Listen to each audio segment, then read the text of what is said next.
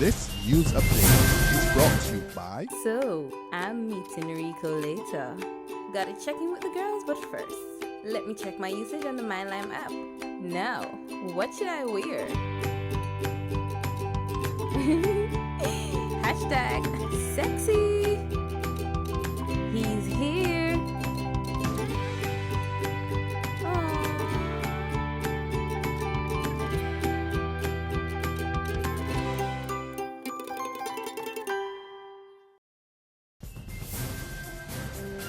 It's Thursday, July 2, and it's time for your Barbados Today afternoon news update. So glad you could join us. I'm Kamar Jordan. We begin with news at this hour that the United Nations Secretary General Ban Ki-moon is here. Ahead of this evening's formal opening of the 36th CARICOM Heads of Government Summit, he's calling on the region to strengthen its partnership with the UN. Addressing a Caribbean Sustainable Development High-Level Forum this morning, Mr. Ban urged the region to proceed with its post-2015 development agenda and specifically focus on achievement of sustainable development goals. We have a big agenda before us, a bold agenda, an agenda that will drive development policy for next generation. The proposed Sustainable Development Goals will build on the progress and broaden the sweep of the Millennium Development Goals. The MDGs aim to cut poverty in half, and the world met that goal.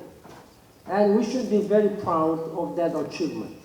But going halfway was never our ambition. Usain Bolt does not stop at 50 meters. We want to finish this 100 meters, and we want to have a gold medal for all of us. We can be the first generation that can put an end to global poverty, and we are the last generation that can do something to put an end, to address this climate change impact.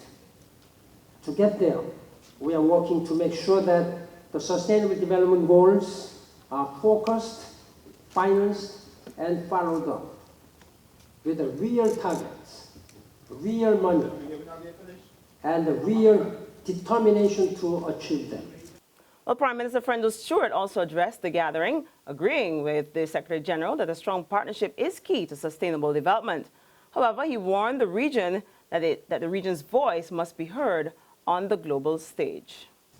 We focus closely on the means of implementation, issues such as access to financing, partnerships, building capacity, as well as legal, administrative, statistical, and other policy frameworks to support the effective implementation and monitoring of the Sustainable Development Goals, which will be agreed on. In other news this Wednesday, top officials of the National Union of Public Workers are locked behind closed doors, planning their next move after signaling yesterday that a national strike is on the cards. The union officials met yesterday with the Minister of Industry and Commerce, Donville Innes, over the dismissal of 13 workers, including 10 over age 60, at the Barbados Investment and Development Corporation. Those talks broke down yesterday. Our Emmanuel Joseph has been tracking the story. Up to the time of this report, the executive of the National Union of Public Workers and its technical officers were meeting to strategize on the timing and extent of the industrial action.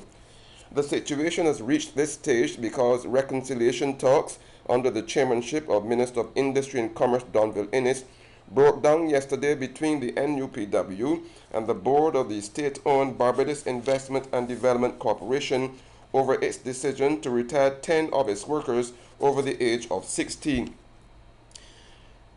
The union is contending that the BIDC broke the law in retiring those workers so early, but the corporation is arguing that its decision is well grounded in law. The Barbados Workers Union, meanwhile, is standing by to back the NUPW in whatever action it takes. The NUPW says it has not ruled out a shutdown of the country, so the country waits. Emmanuel Joseph for Barbados Today. Well, thank you, Emmanuel. And this just in, we're hearing that the NUPW President, Akani McDowell, says that they will fully disclose their plans at 4:30 this afternoon. Cable and Wireless's takeover of Flo's operations will undergo more scrutiny from the CARICOM Competition Commission. At the end of the preliminary assessment of the mega deal, the Commission says further investigation is now needed. It's planning to hold consultations with member states to determine and agree on its jurisdiction to investigate the business transaction. It says if countries do not agree it has the jurisdiction to do so, it will not proceed and instead refer the matter to CARICOM's Council for Trade and Economic Development, that's quoted. Earlier this year, the Competition Commission said it had reason to believe that the acquisition has the potential to distort competition within CARICOM. It says that based on Article 176.1 of the revised Treaty of Chaguaramas, which is the treaty that established CARICOM, the deal could prejudice trade within the regional grouping, particularly the CARICOM single market and economy, with the possibility of cross-border effects.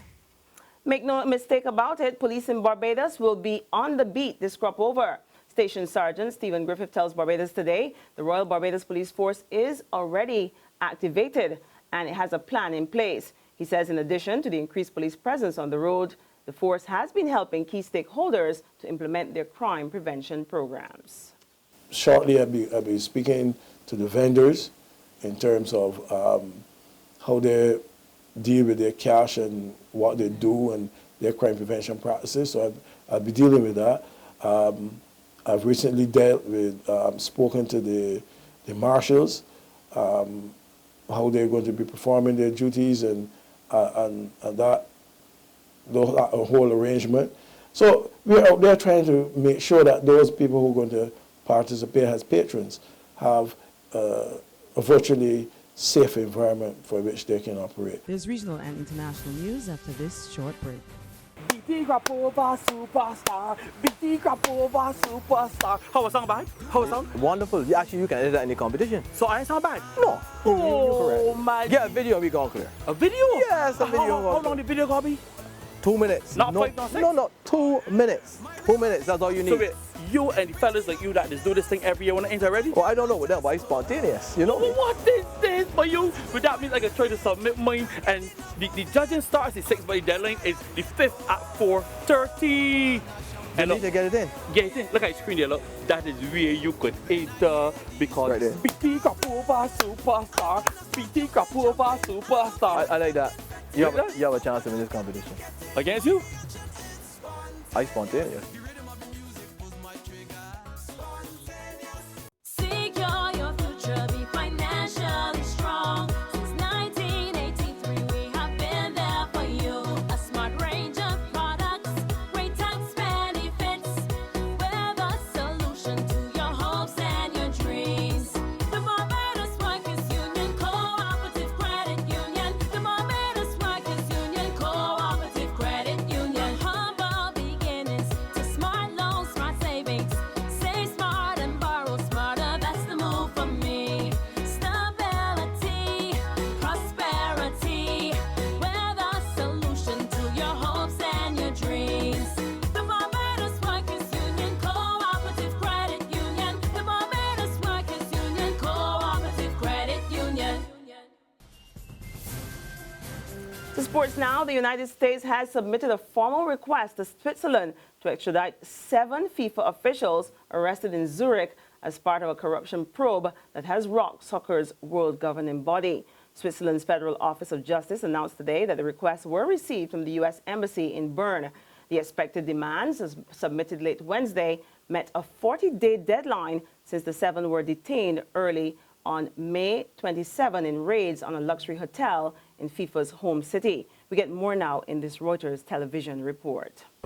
The 7 FIFA officials wanted for questioning in the U.S. include Jeffrey Webb and Eugenio Figueredo, both of whom sat on FIFA's executive committee when they were detained during a raid on a luxury hotel in Zurich. U.S. prosecutors say they've exposed complex money laundering schemes at FIFA, millions of dollars in untaxed incomes, and tens of millions of dollars in offshore accounts held by FIFA officials. They corrupted the business of worldwide soccer. Their investigation runs parallel to a separate Swiss probe that alleges more than $150 million in bribes at FIFA over 2.5 decades. The Swiss Federal Office of Justice says it will rule on the extradition request within a few weeks, but all 7 officials had previously said they would fight the U.S. extradition. To regional news now, Guyana's President David Granger is in Bridgetown for the CARICOM Heads of Government Summit. And he says he's depending on his colleagues in the 15-nation grouping to back his government's claim as it fights for territory with Venezuela. Last month, Caracas issued a presidential decree laying claim to what Georgetown says is its territorial waters. Granger says the move is hurting his country's economy, and he wants his colleagues to take a strong stance on the matter. On the world front, 36 people have died in central Philippines this morning after a ferry carrying 189 passengers and crew capsized. Heavy waves caused the vessel, a motorized outrigger, to capsize minutes after leaving the port in Ormoc. Coast Guard officials say 127 people have been rescued, but another 26 are still missing. Search and rescue operations are continuing. And on that sad note, we end our afternoon update, but be sure to be back here again this evening. In the meantime, you can log on to www.barbadostoday.bb, subscribe to our e-paper or email updates, or better yet, you can like us on Facebook.